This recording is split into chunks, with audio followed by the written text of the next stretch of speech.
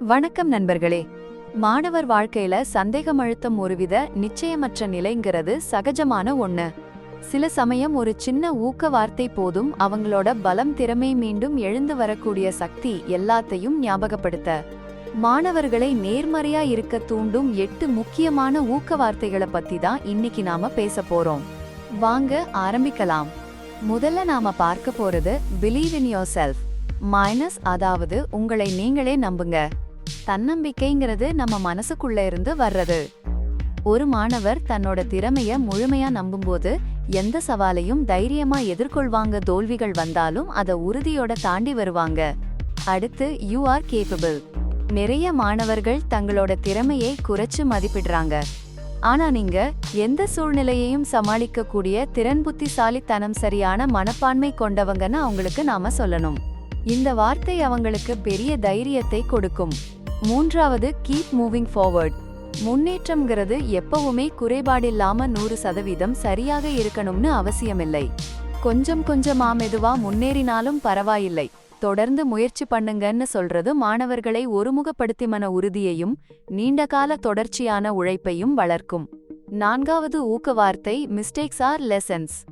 தவறுங்கிறது தோல்வி இல்லை, அது கத்துக்கிறதுக்கான ஒரு வாய்ப்பு. இந்த மனப்பான்மை மாணவர்களுக்கு தன்னம்பிக்கையை வளர்க்கும், எந்த சவாலையும் ஆரோக்கியமா அணுகிறதுக்கு உதவும். அடுத்ததா யூ மேட்டர் டுடே. உங்களோட உணர்வுகள், உங்களோட முயற்சிகள், நீங்க இங்க இருக்கிறது மைனஸ் எல்லாமே முக்கியம்னு சொல்றது அவங்களுக்கு ஒரு பெரிய ஆறுதல். இது அவங்களோட உணர்ச்சி பூர்வமான பலத்தை அதிகரிக்கும், தன்னம்பிக்கையை வளர்க்கும். ஆறாவது ஸ்டே கியூரியஸ் ஆல்வேஸ். ஆர்வம்தான் கற்றலுக்கு அடிப்படை.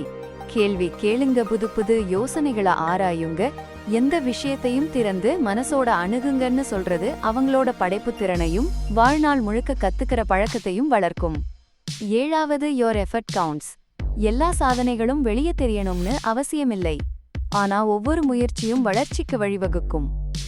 மெதுவான முன்னேற்றம் அல்லது சவாலான நேரங்கள்ல கூட இந்த வார்த்தைகள் மாணவர்களை தொடர்ந்து ஊக்குவிக்கும். கடைசியா யோர் நாட் அலோன்.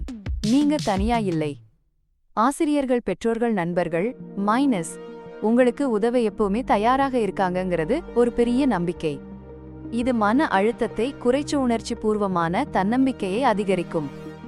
பாத்தீங்களா, சில ஊக்க வார்த்தைகள் ஒரு மாணவரோட நாள் அவங்களுடைய மனநிலை, தன்னம்பிக்கை எல்லாத்தையுமே மாத்த முடியும்.